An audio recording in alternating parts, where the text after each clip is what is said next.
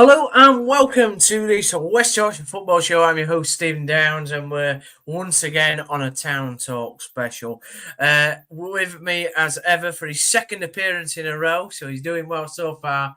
Is Kane Hall. How are we doing, mate? I think we're on a third appearance, aren't we? Third appearance? Is it third appearance? Oh, well, I must have missed one out. Yeah, third appearance. Honestly, Stephen, I thought you were supposed to be hosting this properly, but you know what? It's fine. It's fine. I get it. But apart from that, mate, yeah, I'm absolutely sound, pal. Absolutely sound. Mates come with shots tonight, so everybody better be watching out. He's even taking shots at the host. You'll be off next week, Ken. No, Probably will be. obviously we're here. We're here to talk about Huddersfield Town. Obviously, it's a bit of a depressing time to swing into autumn with. Town lost 3-1 at the weekend to Northampton Town, and then last night we were hoping for a big comeback, but the Terriers lost 2-0 to Blackpool on what was a bit of a depressing evening all round at the John Smith Stadium. We're going to be talking about those two results, the upcoming fixture against Reading, Tom Lee's and Michael Duff's comments in particular. Is Town's midfield broken? And where have our wing-backs gone? That is basically what's going to be in tonight's episode. Please do get involved, share, like, comment on the video, give it a share and subscribe. We're doing really well on the subscribe so far. And a little bit later on, we're going to have Johnny from Reading who's going to join us to look forward to the game against the Royals. But we'll get into the first sort of performance, which was on Saturday. A 3-1 loss, as I said, to the Cobblers, Kane. Before we dissect sort of the goals and the whole performance, what was your sort of general thoughts after that fixture in particular? Awful. Dull. I just couldn't believe it, to be honest with you. I think that we're at a point where clubs will come to Huddersfield and go, let's see what we can get out of this one. This is going to be a really tough place to come. They've still got some quality players that they've brought down from the Championship with them. And then they get in here, they're saying, oh, look, the stadium's decent. The stadium's pretty full in a sense, maybe 70%. They'll go, oh, yeah, they're making some noise. And then they'll get on the pitch and go, this might be a little bit tough for 5-10 minutes. And they go, actually, we can pull these apart quite easily. And that's what it's getting to. You give the goal like that away, the first goal, I mean, look at the week before. The week before away at Bolton, you do exactly the same thing to them. This time we win it and we put the ball in the back of the net. We do it at home. We don't get rid when we probably should have done when we're under a little bit of pressure. And we put ball in the back of his own net. And it's like, why have we not learned that? And I think the thing is with that, Stephen, I genuinely don't mind playing out from the back. I don't mind it at all. But a couple of the passes leading up to Hellick, putting that ball in the back of his own net, were poor. They weren't at the feet. They were a little bit behind, a little bit short, a little bit slow. It just didn't feel right.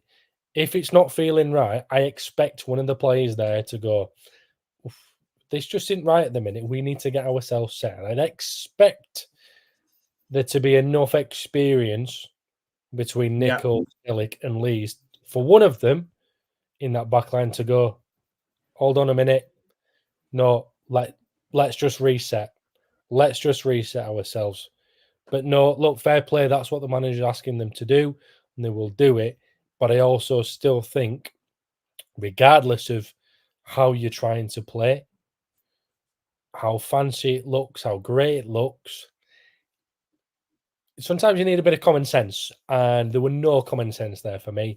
I just felt as if it was, we won't make a mistake here. We're too good for that. No one can press us like we press them.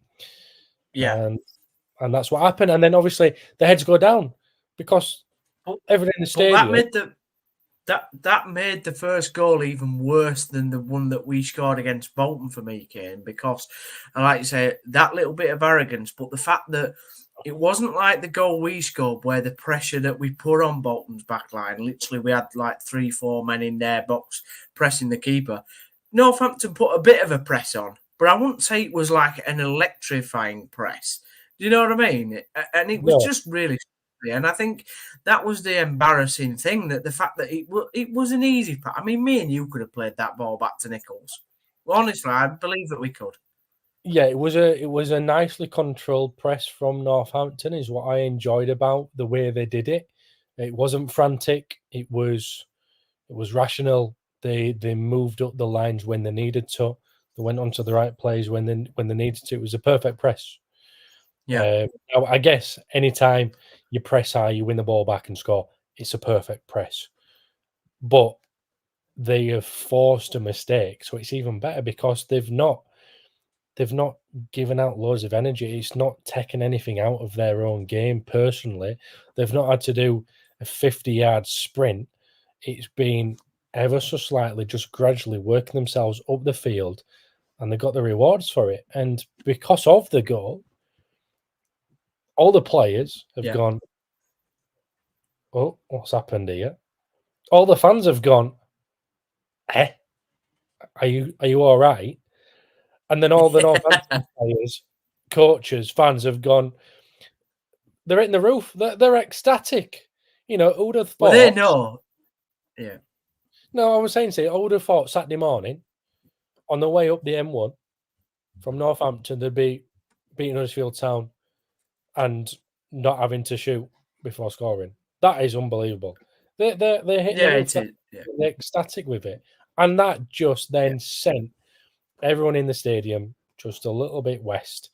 The players a little bit west, and it was the rest was always going to happen. But the second goal, Kane, let's look at the second goal. Like, you've got Fosu, who's a decent player in League One. Like, he's going to be a good player at Northampton for the quality of that squad. He gets through on a run, and so I can't believe the sort of the playback of Tom Lee's. Like, he was always a very steady defender, and like he's so slow. I mean, I know he was slow, but like he couldn't catch him. The guy lays it off to McGeehan, and it's a really simple finish. I mean, nobody goes to close him down, and to me, that's very basic, Kane. Even like not even National League North level of football. You learn at junior football to close your man down when he looks like he's going to have a shot, and nobody bothers to do it. Forget about Leeds for now, because I'm gonna be on the back of him here with some of us slow centre halves that there is these days. I certainly lost all the speed that I had as I'm getting older. My issue with the second goal isn't the closing down; it's in the transition from attack to defence. Where's everybody else? Yeah, yeah, Because yes, Fosu is fast. He's going to be very good player for Northampton throughout the year. Probably pick up players player there, coaches player, fans player. He's got that about him. Now, he's managed to get hold of the ball, pass it back. That's my issue. The issue where I can't remember, is it McGuinness? Was McGeehan. McGee, and that's it. Scored the second goal. I was close. I got a muck in there and a G. You did. You were close. You were close. I was commentating on the game. I should have known. But he has had so much time to go, yeah, I'll take a touch. I'll look up. Where's them? Where can I shoot? I'll go there. Yeah, beautiful. Too long. Too long. Where's my midfield? Where's my wing backs? Yep. Where's everybody else? It's all right. We'll let someone else do our job. Someone else can do our job for us, and then we'll just stay where we are because they'll have it covered. No, forget that. Forget that. Work back. Work back. Your principle, your foundations of setting out a team, regardless of where you are, is your defence. Your top Yep. teams, Liverpool, Man City, Arsenal. Defensively, they're absolutely solid. Absolutely solid. Then they work on their attack, which obviously that elite level is unbelievable. But you have to sort your defence out. You have to be transitioning back. You have to get back and help your teammates out. You cannot allow them to do it. And that is what annoyed me so much about that second goal is we just allowed them to go on the long ball, which, yeah, fine. Fosu, get there, yeah, sound. We shut him out. In fairness, the back line, they shut them out, forced him backwards, which is exactly what you'd asked them to do. But where's the backup? No backup, and that really let Town down. And after that second goal, I don't even. There were never any coming back. Look, yeah, the penalty at home, fantastic, awful penalty, and I'm sure we'll get to it. But they never deserved to get back into the game. No, and after half time, everybody's thinking, right, Northampton might crumble a bit. They're having previous fixtures. They haven't won away since February, and so they're not great on the road. Town can come out and attack second half and put an improved better performance in. None of that happened. Third goal came. Sorensen, for me, I spoke to a Northampton fan, Josh Kurt, my very good friend, who's a big Northampton fan, and he maybe thought he had seen fouls like that given.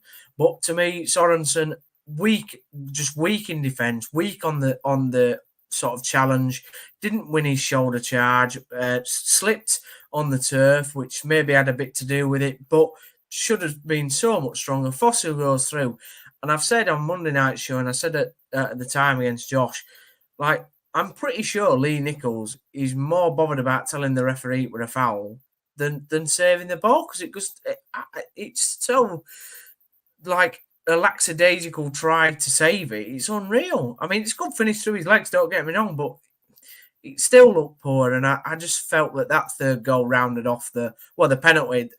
Also mentioned the penalty, like I say, poor penalty. It kind of just rounded off an absolutely awful crap day for the club. Do your job. Now, I believe Lassie might have tripped over his own feet. Now, staying down, trying to win something, don't bother.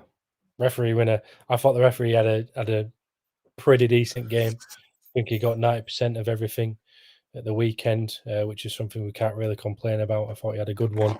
Do your job. Don't be soft. Yeah. Get on with it. Get on with the game. Again, just mentioned about the second goal. Waiting for someone else to make a decision. Do something for you. Do it yourself.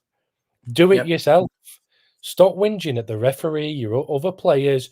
What could you have done better?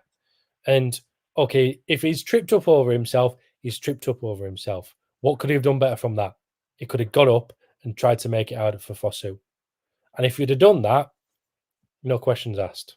No questions asked. If we'd have seen it clearly in highlights that he's unlucky there, he's tripped up over himself. But you know what? He's got up straight away and he's tried his hardest to get back there and try and make it hard for Fosu and make it a little bit easier for Nichols. Fair enough, top lad. But he just waited for somebody else. Wanted it. No desire to try and get back up. I don't understand I like you say, if he's tripped up, it didn't look like he tripped up to me. I just thought he was weak in the challenge, and we have seen it from Sorensen a little bit this season in a couple of games, even before that, to be fair. But I just don't understand the mentality of just laying there and not, like I said, not getting up and getting on with it. You play to the whistle. We've seen 4 times, I think, this season, Kane. I don't know whether you've noticed as well. 4 times this season that we don't play to the whistle. And I don't get it. Yeah, we stop and wait for someone else to make that decision. We're not accountable for ourselves at the moment. And yeah, I find it very soft when players just go down, but it's going to happen because it happens in the Premier League. And it happened in the Championship. And it's going to happen in League One. It'll happen in League Two. It happens all over the place. Referees give free kicks way too easily because someone's fallen over and hurt themselves. But they haven't. They've just fallen over because they're trying to win something. And because we've seen them give them free kicks so often, it's now an expectation that you're going to get it. Now, you probably got it a little bit more in the Championship because of the amount of teams that have been in the Premier League that have come down. Nearly half the teams in there have recently played in the Premier League, so I know what it's like. So they'll just fall over whenever they can, win themselves a free kick. So then Town are trying to do it in League One, thinking they're one of the big dogs to do it, and yeah, it's not happening. It's just not happening.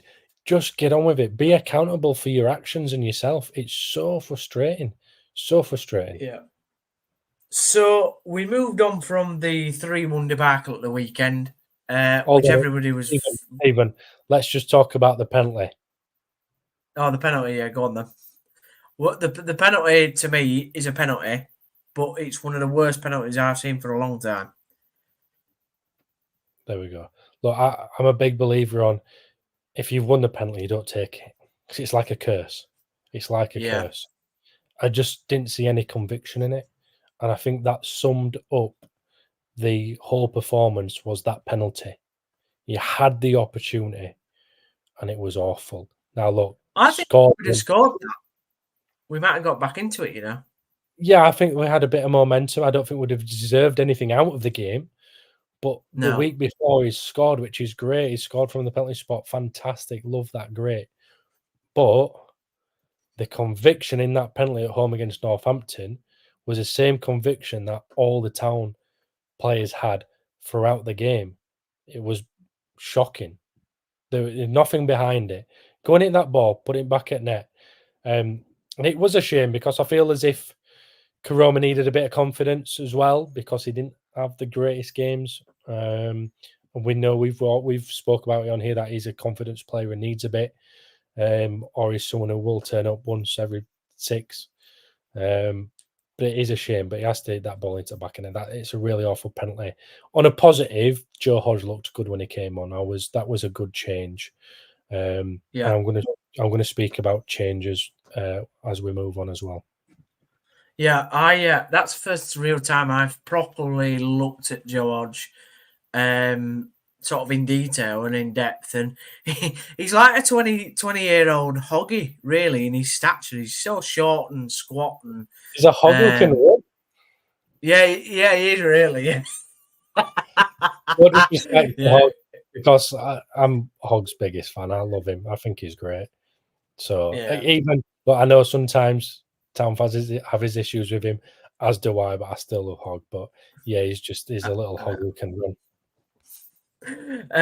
So moving on from we've managed to get Johnny on board. He's waiting in the wing, so we'll bring him in just in a couple of minutes. But we do want to touch on last night's game as well, which finished 2-0 to Blackpool. Steve Bruce returned and worked his magic. Before the game came, Tom Lee spoke about sort of after the Northampton game and before in the press conference before the Blackpool game, talked about sort of fans don't need to be deluded if they think that we're going to win every game. And some fans found that a little patronising. I thought personally just answered the question like any other footballer would. It's quite an obvious thing. I think you're not going to win every game, particularly if you play as crap as what we did on Saturday and last night. So for me, there wasn't a lot in his comments to get fuming about, but I understand in this age of social media and football that every little thing that anybody says is scrutinised. So on that note, Kane, what have you got to say?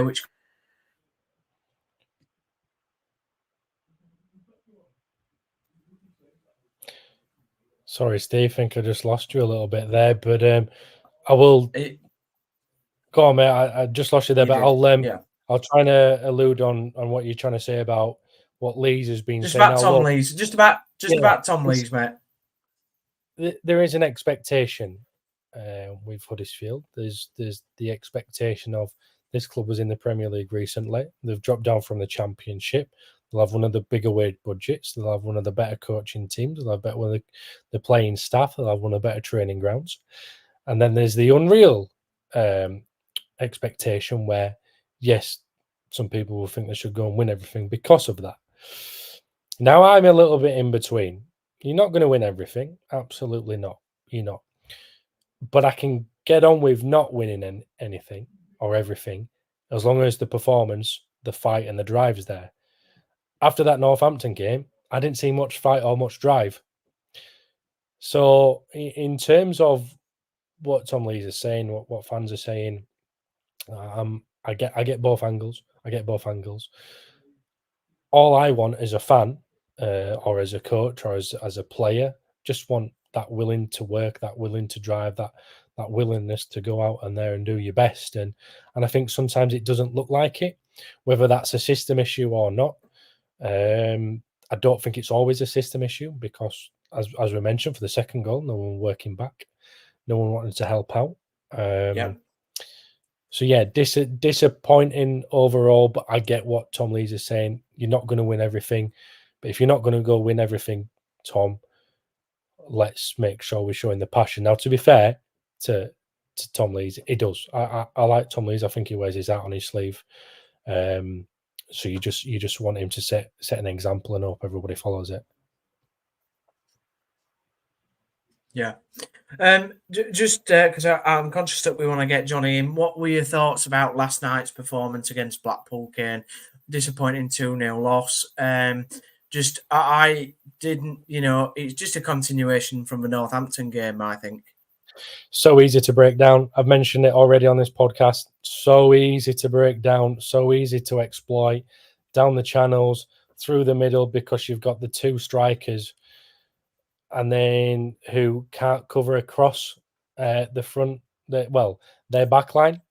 They're doing two different things, so they're easily come through. You've got no one to break down because you're asking your two central midfielders to go and mark their fullbacks, because you're asking your wing backs to go a little bit further back, or sometimes they're up. I just think it's all a little bit out of proportion, and it's so easy to counter attack, as we've seen. Any depending what system you've got, you can just have a number 4.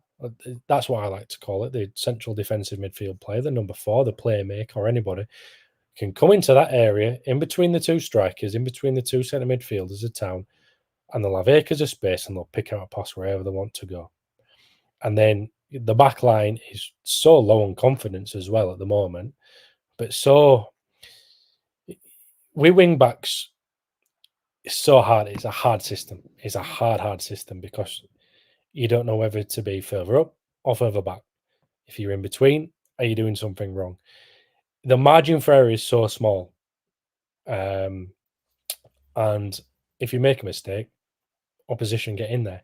So when you factor in the fact that Jaheim Headley is not good enough for League One, I'm sorry, I'm sure he's a lovely guy, but he's not good enough. Yeah. Lasse Sorensen's lacking a bit of confidence. Them two out of position or not willing to work or whatever, number of things it could be. You get a playmaker coming to collect the ball in between them 4 positions I've already mentioned. Spread out to the channel where Town are weak. Thank you very much. 1-0. That's what it was like on Tuesday.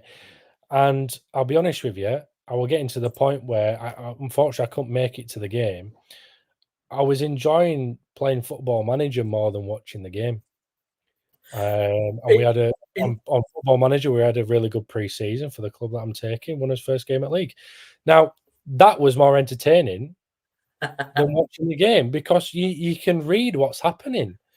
And Town just didn't look. One of the good things about it, okay, I guess, was he tried to change a bit of shape. A little bit too late, though. I'm to see. He played 3 formations game in the game, and none of them worked. And that worries me. There's no plan B. That does worry me. But I like Duff. I do like Duff. I think listen, we've had managers, haven't we, over recent time, apart from Warnock, take Warnock out because he's like a different animal altogether, isn't he? But in the last couple of managers that we've had, they all complicate stuff in press conferences. And Duff actually says what he means, and that's why I like him. It looks worried to me. It looks worried to me at the moment. So, yeah, press conferences and all this kind of stuff, it's all media trained. I do feel as if you get a bit more out of Duff than we have done over Darren Moore, Fotheringham, Schofield. So, I do like that about him, but I also do feel as if he's worried at the moment. And I hope he is, because that means he knows he needs to do something. Yeah. Well, he definitely does need to do something, and it should be this weekend, hopefully against Reading. We're going to bring in Johnny, our resident Reading fan. Hello, Johnny. How are you doing, mate? Good, mate. How are you guys? Yeah, not bad, thanks. You want to met Kane before? Well, unless you've met Kane before, I don't know. But Kane has, thankfully, and I'm sure he's really glad that he's joined the West Yorkshire football team. But yeah, thanks again, Johnny, for coming on. I explained to Kane that you were on our pre-season show. That's right. Things were, I would say, depressing but hopeful of a conclusion at the time. Things haven't got any better going into this weekend for you and sort of for the season going forward. Where is Reading Football Club at this moment in time, and where are the supporters at? Well, I just done 2 days of suicide prevention training, and I think kind of sums up where things are at the minute. It's horrible. It's we thought we had the new owner coming in. You guys know what the horrible state of the club has been over the last few years. We got relegated against you from the Championship season. Neil Warnock obviously is a legend of football. And it's just it doesn't matter which team you support, you're football fans, and it's horrible. It's a horrible place to be where we've already lost our women's team that was probably one of the shining lights in women's football for years, where we got up to the Women's Premier League and were top 5, and now we're tier 5. That's horrific. We had Fran Kirby, Mary Earps that came from Reading, and now the men's team has been on a slippery slope for since John Majewski was there. We've had 5-6 owners, and now this clown that's destroyed the club. We honestly thought Rob Currig, the Wickham owner that tried to buy a training ground, was at Wickham, and blah blah blah. Whatever all that happened, that was all a bit weird. But I met him. I spoke to him. I spoke to him when I was over for a game a couple of weeks ago, and he had the best intentions for the club and wants to get it community. He's a businessman, and Wickham are a good model of how to run a football club, in my opinion. You're not throwing stupid money at it; it's just done properly. It's the way football should be done at our level. But then it went wrong. We don't know why. I'm on the supporters trust at Reading board. We don't know. Di Young is just poison. The club's been up for sale for a year. We're no closer now to getting rid of the club. Games wise, actually at the minute I don't care about results and whatever. The lads are doing the best they can. The manager's doing the best they can. We just want our club back. That's all we want as Reading fans. Is we have a future. It's hard going. It's really, really, this for a year, and we're back to square one. That's what it feels like. And yeah, like you guys, like on Saturday, it could be 0-0, 5-5 by the sounds of how you're playing and how we're playing. Which don't let it be 5. Don't let it be 5-5. Me and Kane will have an heart attack, I think. But in terms of the guy that was going to come in, obviously was the ex Wickham owner, I believe, and it seemed like it was close to be getting done. But what are the reasons, or have you got any indications, being the supporters club, of to why that deal hasn't gone through? And is it definitely dead in the water, and the chap who was going to take over has sort of gone away now, and it's all sort of like lost interest?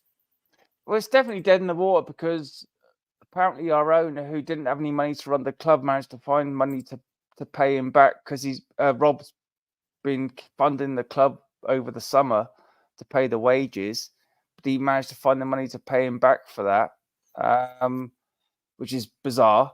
And then all the in the knows and all the rumors on social media about what's going on. No one knows. No one knows. That's the bottom line. No one knows exactly what the full story is. My personal opinion, and this is nothing to do with anyone else that's linked with Reading, is that I don't know if he wants to sell the club. I think it's all about ego. It's the worst thing that the Rob Courig was trying to. He went and said, "Oh yeah, the deal was going to be done on Wednesday." Yeah, and met all the fans and did all the stuff, and then that just will, if I can swear on your podcast, pissed off go ahead. the ex-owner. Most of the others Yeah, no, it's pissed off the ex-owner or the current owner, and he's like, well, no,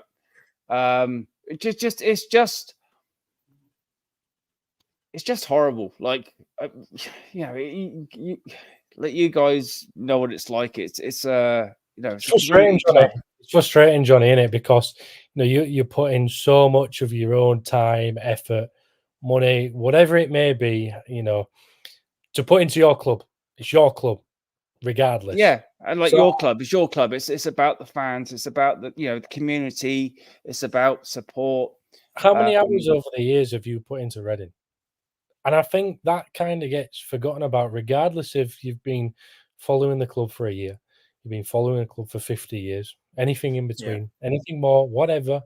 You put so much time and effort into being there and supporting that club. All you want is someone to just look after it, and it's just like like you're saying, obviously there's all the thing that it's done, which is really good. So obviously, you guys do your podcast. We've got Tylehurst End and we've got Elm Park Royals. I do a 1871 with Mark and Dylan. But there's Sell Before We Die, obviously the campaign about. What it's done is unified the fan base against this scum of an owner. Like, we're all on board now and we want him gone. We've done, you've probably seen, we had the protest march, we had the tennis ball stuff, we had the game of band against Port Vale.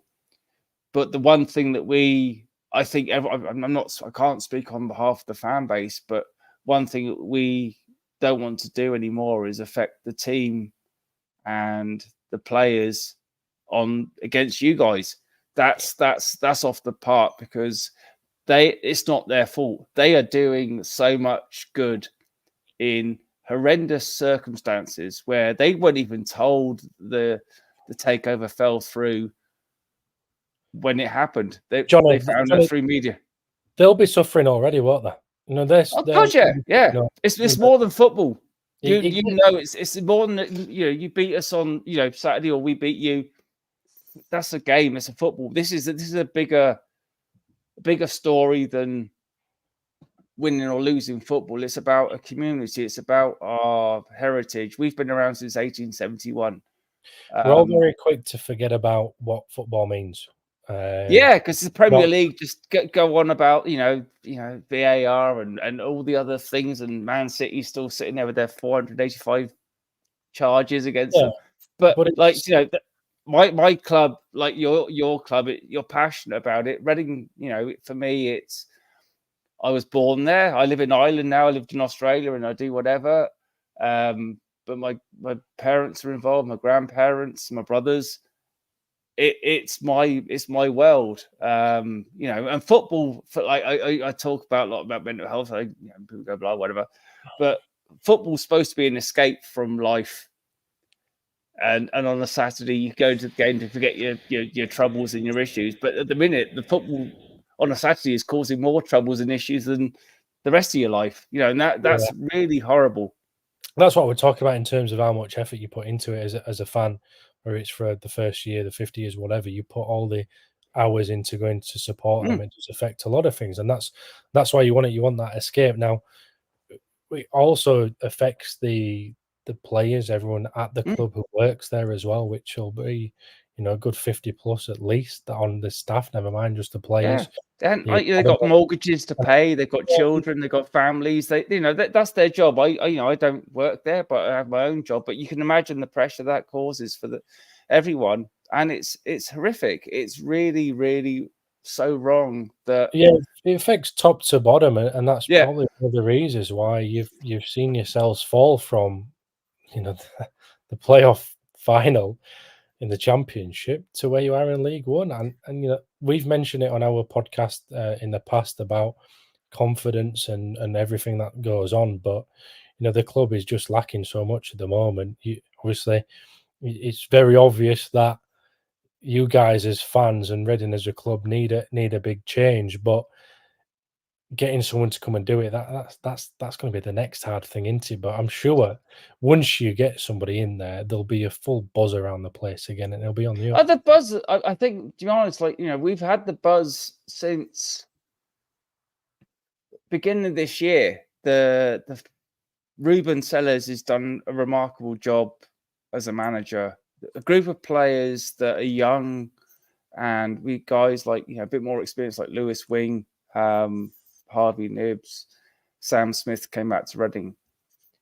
What's happened since all the problems is it's unified the fan base with the team, with the managers. Like, I think we lost. Obviously, we lost 5-2 to Bolton on Saturday. That was a bad result, but I don't know if you saw the interview of Ruben. I did. Yeah, I was just going to ask you about that. And he's had enough. Like, this guy, he's been a Premier League manager, and people have their own views on him. But what he's done, we were bottom end of November last season. We lost 3-2 to Shrewsbury. Our away form's woeful. That's a different issue. But what he did was galvanise the team, and he got them all playing for each other. And as a fan, I was hearing what you were saying about your team. All you want, you're not going to win every game, but all you want is a team that's going to fight and show their colours and make you proud as a fan. And that's what he's done. And the players have done into that. We can't buy players. We weren't allowed to get players in until we got a new owner. That window passed. We were allowed to get Lad Campbell in basically because we were sold Aziz to Millwall, and there was miscommunication that if we sold him, we can use the money to buy someone else, and that actually wasn't the case. So it's just one car crash after another. Mark Bowen's out for what's going on with his gambling issues, and I hope he's well, and I hope he's. But it's another thing that just adds to the issues that we've had, and the owner. It's relentless, and as a fan, it's bigger than football. It's bigger than watching the game. It's like I run a Talking Royals thing, which is about an online peer support for mental health for Reading fans, because we're suffering. Like it's toxic and horrible, and you're looking at it and you're going, when will this end? Like we thought it was going to end. We were like, we beat Wigan, and then the owner came out and met everyone and said, the deal's happening on Wednesday. And we're like, oh, thank God for that. Some future. Yeah. Then it went quiet. Kane, I was just going to ask you, I don't know if you've seen Sellers' comments, but it's quite damning when a football manager literally comes out and says he has got no hope left for the football club. Yeah. I mean, I've very rarely ever seen that in my entire life. And I've supported, being watched and educated about football like yourself from a very young age. And I've never seen a situation like that where the team, the manager, is so together with the fan base against the owner, and yet the owner's the one that pays the bit, or he's supposed to pay. He doesn't pay. That's the problem. No, he doesn't pay. I know that's a problem, but that's the way the football club is supposed to be done. He's supposed to be the one in charge. I mean, Kane, it's quite damning, isn't it? Says a lot about the state of affairs over there, but it's a lovely touch to have the manager, the players all together with the fans, knowing that they want the change as well. And I'm sure the manager's pushing as much as he can, but he's in a very, very difficult situation because, as you mentioned, if he's the one who's supposed to get paid, and they'll get a payout at some point, but that's not the point. The point is, he should be getting paid now. So it's a very fine line for him, and he's got to be careful. But obviously, we wish him all the best to continue After doing what he's Saturday. doing. Just not this weekend. Yeah, I think to be honest, like the owner, Ruben, the owner's non-existent. He's over in China. He doesn't care. Like, to be honest, it's Ruben's running the club for many things. And we beat Ajax last night in the under-21s. Thank God. We've got a great academy. We're lucky. We've got players that can keep us going for as long as we're going. But if you look at it as how long can you keep doing this? Like, say about mental health wise, it's exhausting for us as fans. Yeah. These guys as players and as a manager who are living in this shell of turgid, horrible situation that's not their doing. They haven't created this. They're good people. They have spoke to them. They're nice. They want the best for the club, and no one helps. That's what it feels like. It's like we're stuck in this owner's just doing what he wants, and the new football ownership things coming in at some stage, and then the Premier League don't want that because it's a bit too. But like, we're the real clubs. You, us, Bury. You could go through a whole list of clubs that are been affected by this stuff, and it's like, well, it doesn't matter. Just on the game at the weekend, I know that. So it's a game, isn't there? I forgot about that. I know that things are bigger than football. Just for any Huddersfield Town fans that might be travelling down to the Majeski. Set car leasing stadium, sir. Please, come on, get it right. Sorry. It'll always been a Majeski to me, but I understand the point that you make.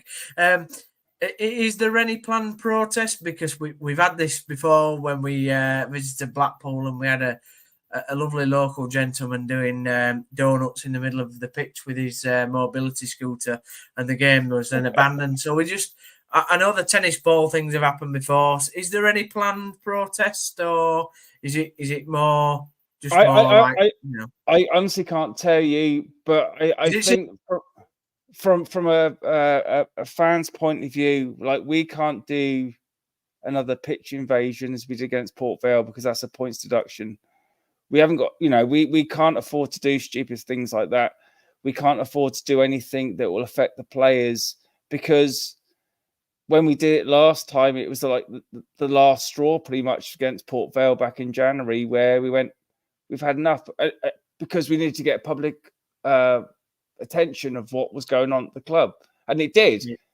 But also, all those things would affect the players. So we went, we can't do this to the team anymore, because they need our support as a team. And what they did after that, like I said later, we gelled together, and the team went, they've done brilliantly, with a small squad, with a group of young players.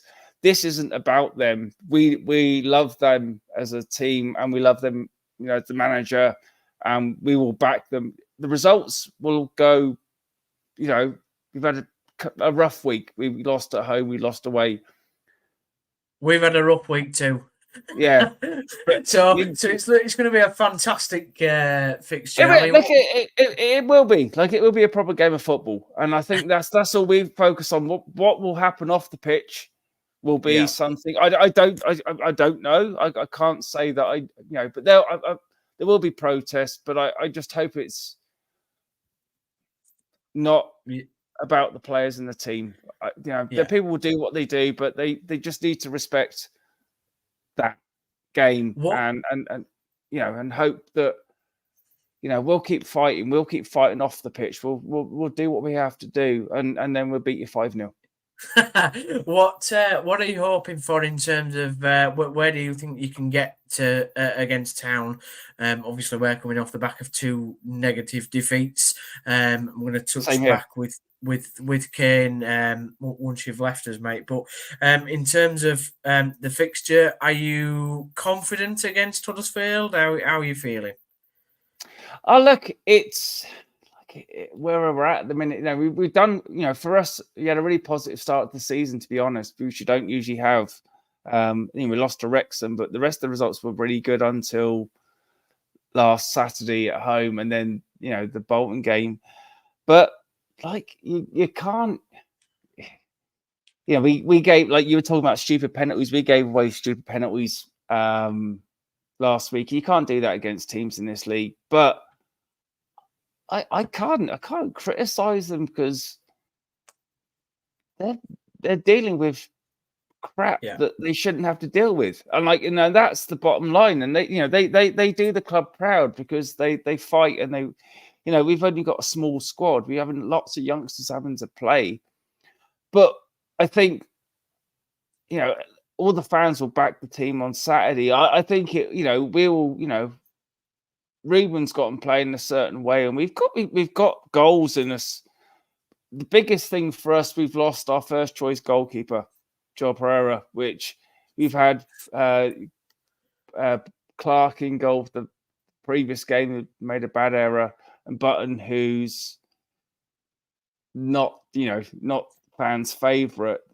That's affected us big time as a way. Pereira's brilliant because he's kind of like our guy that's just the confidence and everything else that he brings to the team, and confidence does from the goalkeeper. I'm glad he's gone for you because he wasn't for us. Yeah, he was. I'll be honest. Yeah, no, but beggars can't be choosers. That's what I know.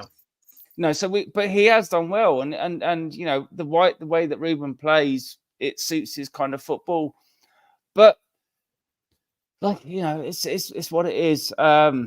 Score prediction, Johnny. What are we going for? Finally. Well, if I was being kind to you, I'd say a 1-1 draw, but I think we'd beat you 3-0. 3? Wow, 3-0. Okay. Well, there we are, Town fans. If you're going down, which Terrier930 says that they're going down 5:30 a.m. In the morning. Must be mad. Well, you're going to have a bad day, my friend, according to Johnny, because we're going to. I live in Ireland, so please, you can't find me. Johnny, thank you very much for coming on the show, sir. Really do appreciate your time. Obviously, best of luck after Saturday. Listen, as all football fans, we've been there in the mid-2000s. We know what it's like to go through in terms of what you're going through now.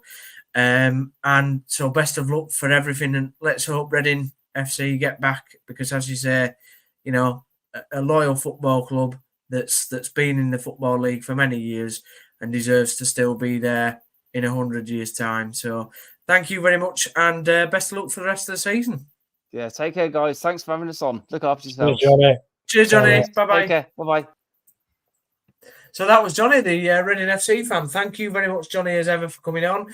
Kane, just I know we want to touch on a couple of comments that have come in. Ben has made a comment, football's changed fast, and also said that it's crazy to think that we were in the Premier League.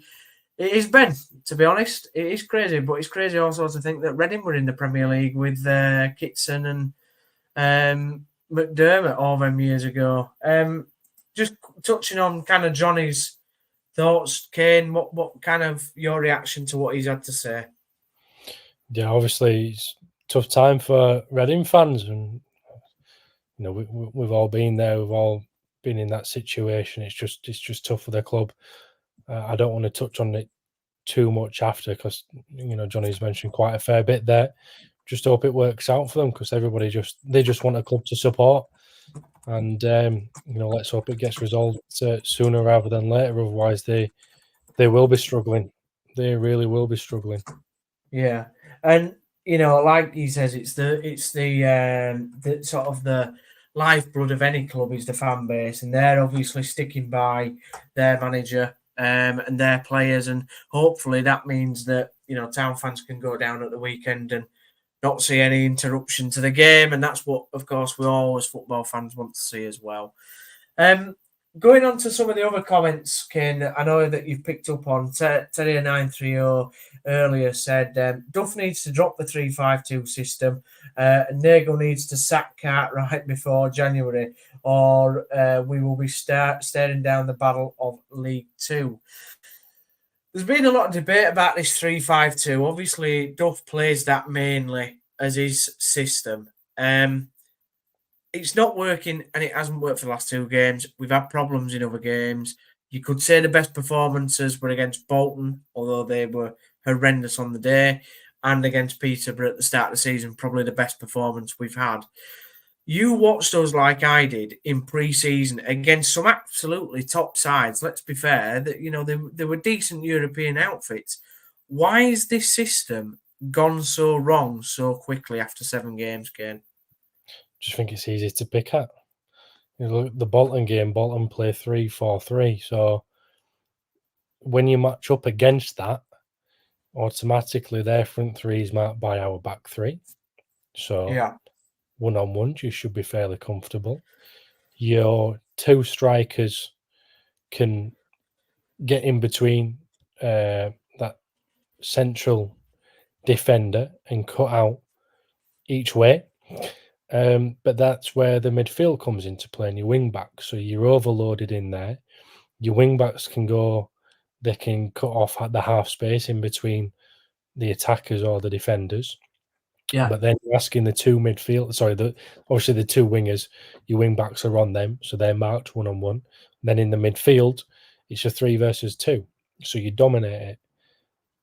No one else is really playing a 3-4-3 against Town at the moment. Therefore, it's easy to pick up against. As I mentioned with Blackpool, if they have a playmaker, they just come in between the 2 centre forwards, the 2 midfielders, pick that hole in between all 4, go out wide across the fullbacks don't really know what to do. If they don't have a player to mark, where do they need to be?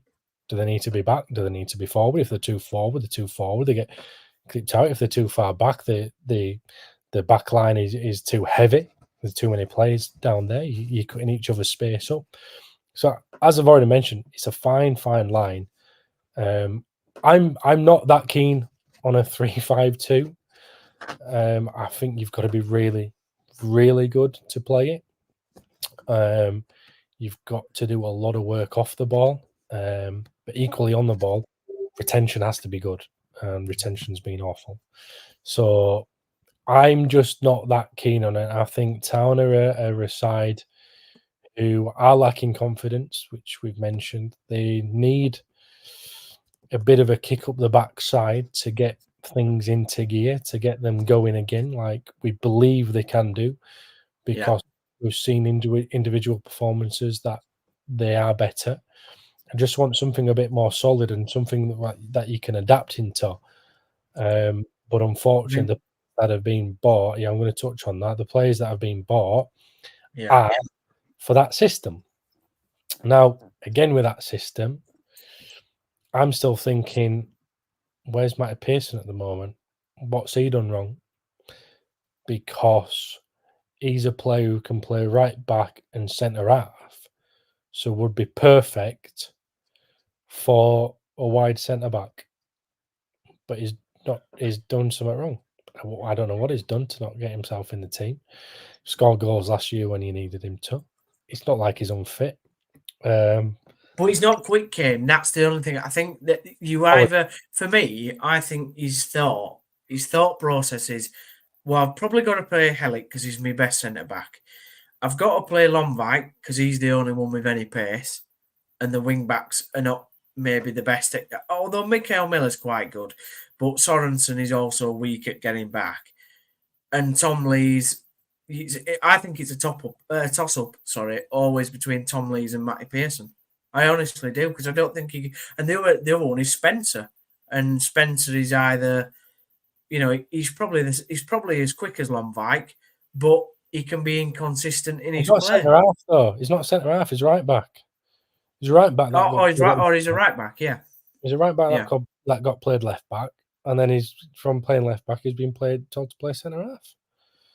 The 2 completely different positions. Your body shape, everything. It's not a great example, but I play through the middle if I ever play, which is quite rarely now. But I can't play out wide. I just can't do it. I'm not set out to do it. It is a completely different way of playing. You're asking a lot from a young lad who, yeah, he's quality, but he's a right back. He can fill in at left back, but he's a right back. So you're asking him to play centre half.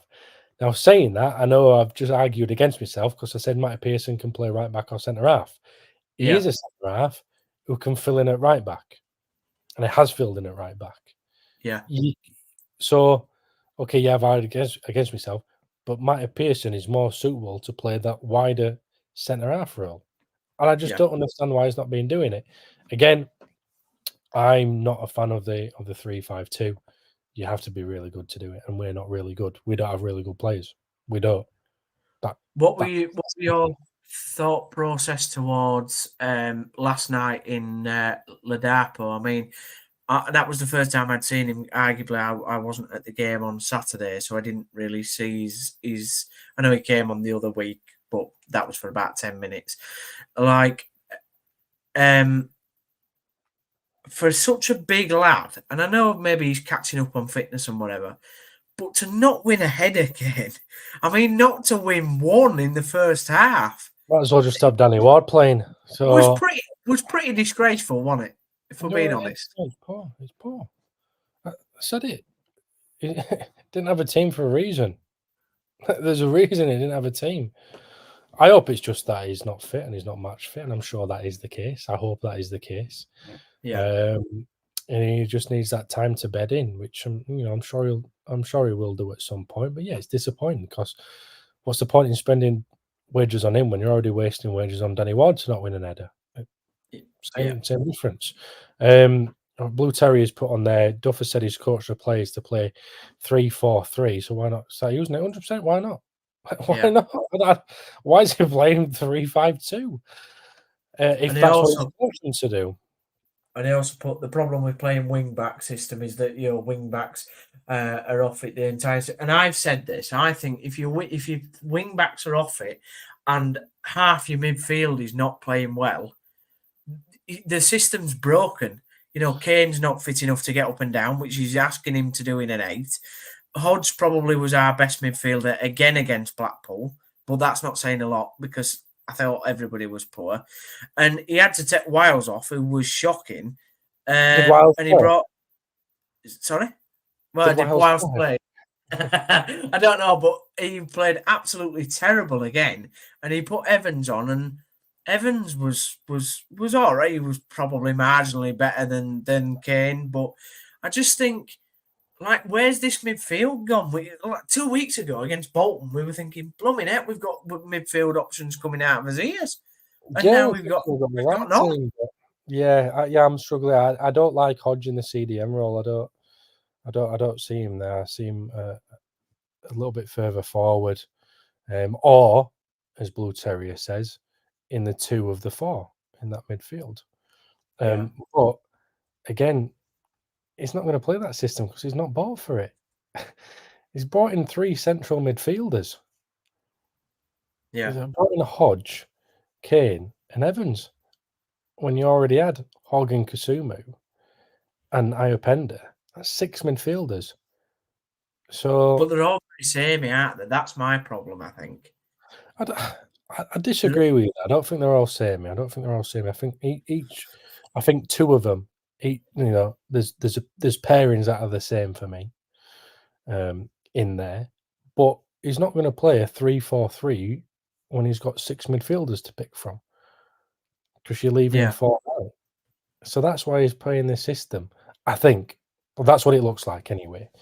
But I just feel as if he's got a lot of work to do still. Some of these players think it might be a little bit easier than what it is in League One. And this is where the real challenge is. Again, I've said it before, we'll judge them after the international break, after 10 games. And at the moment, what I'm judging is starting to look downhill after a positive start. That's disappointing. And I do feel as if Michael Duff looked a little bit worried in the dugout last night. And He so it should be worried though. Should be worried. If we weren't worried, I'd be disappointed. talked about mentality after the game, Kate, and I think this goes back a long time. This goes back a few seasons. This even before Corberan's time, where there seems to be this thing in the football club where as soon as it gets a bit tough, everybody starts being really jittery and just can't compose themselves. And I think some of these players that have been here for 4, 5, 6 years now have just got into the mentality of, oh, it's going to go bad again. It's going to go, and as much as Duff wants to turn that round, that's such a long process to do that I don't know, and I hope to God that he is, because I actually do like him. I think we were joking off air before that you said that you thought he was a little bit boring, but I think he's all right compared to the other managers that we've had. But is he going to be given time, Kane, to turn it round? Because it's just not a quick process. It don't happen like that to turn a whole attitude of a club around. Yeah, look, I think Duff for the majority says decent stuff. I do like what it comes out and says. I don't necessarily find him boring. I just find all press conferences and media interviews boring because I don't see anyone speak with passion. Unlike the Barnet manager a few weeks ago, if you've seen that one, that's fantastic. Can't remember his name. Lost his head, didn't he? Yeah, but it's standard.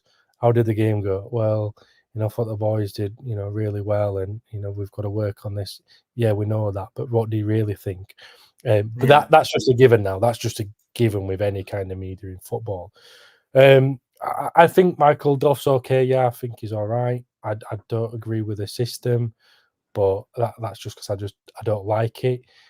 I've seen bits of the system where I thought, actually, that works really well. I like what he's doing there. I've just not seen it as a whole. Yeah. Whether he's going to have the time to do it or not, I don't know. I really don't know because, again, I thought he looked worried last night. And with the investment that the chairman's brought into the club, which some fans might think, he's not put that much investment in. He has. He has. Behind the scenes as well. When clubs go down, people get made redundant. No redundancies have been made. People have been hired. That's unbelievable. He's put money into the academy. He's put money into the staff. He's put money into the players. When you're making risks like that, results have to come. Now, at the moment, it would be silly to even think about this. To even think about getting rid of Duff right now would be stupid. What I would be thinking, what's next? As in, right, Michael, what do you do next on the pitch to get things back up? What do you do to get the lads' heads up? Yeah, you're right. There's been a hangover, and I've said this before, hangover with a club, lacking confidence for a few years now. You cannot turn that around overnight. You can't. You have to build the confidence. When I coach or when I play, I like to just set little goals. Just little goals. Whether it's I want to make 5 perfect passes tonight. I want little things like that. Go and win that. Build some confidence from it. Obviously, at that level, you've got to have bigger aims and you've got to meet them quickly. But I think that's doable. But I think you've also got to be grounded.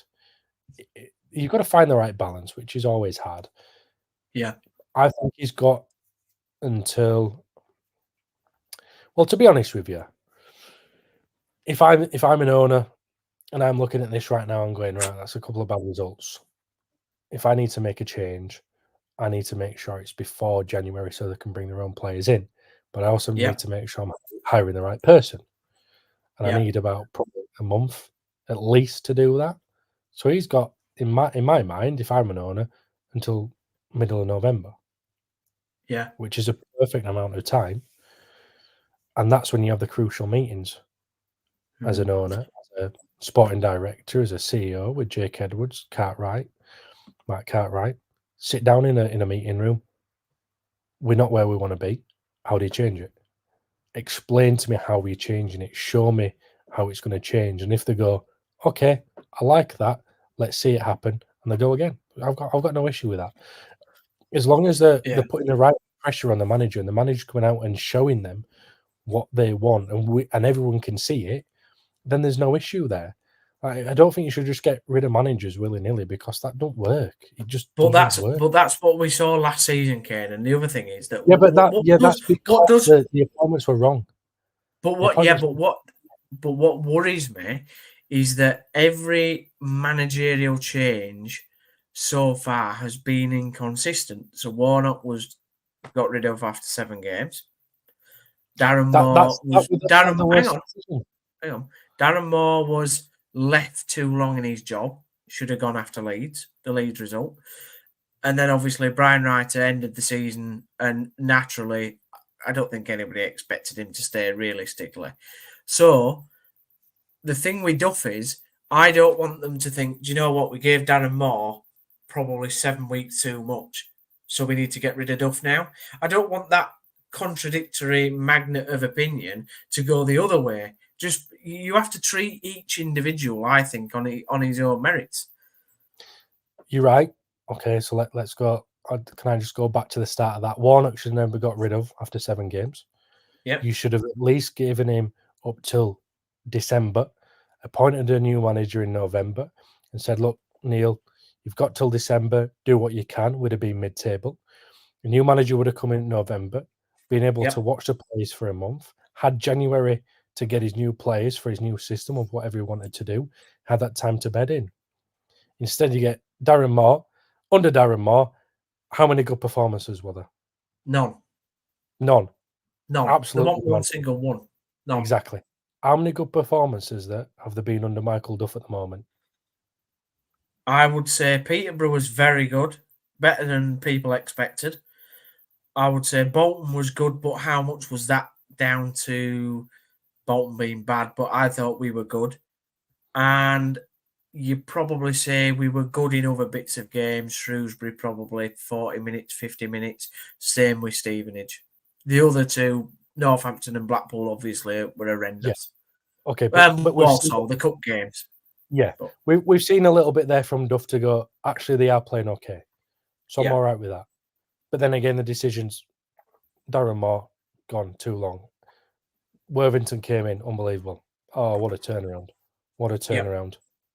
Why did we not just give him to end of season? So we brought Riker in, who, again, how many good performances were there? 1, 2? Watford, maybe, yeah. Watford, and did we beat Borough, I think? I can't remember. So my point that I'm trying to get at is under Warner, we saw decent results. Under Worthington, we saw decent results. Warner were there for a good few months before that. Worthington's been at the club for a long, long time. Knows everything in and out. Now, Michael Duff he's already showing that he's had some decent performances, but now needs that time as well. Yeah. So they can be quick to it, but you've got to look at it on a whole scale of what they've done in the past, where they can learn from it and what they're doing now. Yeah, okay, last couple of results have been poor. It could turn around. It could turn around this weekend, and I hope it does. It does need that time, and I just think November, December is critical meeting time for them and the club. If it gets worse, which I can't see it getting worse. It's only going to improve. Has to improve. Well, let's hope so. Just a couple more comments. Blue Terrier 19. Thanks, guys, for getting involved. Kevin has invested a lot in people. Need to realise that our losses without his investment is still way too much. And Terrier 930 says, if we get beaten by Reading, then a heavy loss to Birmingham, which does worry me. Could we see Duff's job riding on the Barnsley result? Certainly would not surprise me. How ironic would that be? Beat Barnsley to save his job. I mean, stories in football came. Me and you as sort of professional journalists, we do love the irony of a story, don't we? Yeah, we love the irony, but I want to say professional. Yeah, we do, but I don't think you save your job on one result. If you're gonna go, you're gonna go. Fergie did against Palace. Yeah.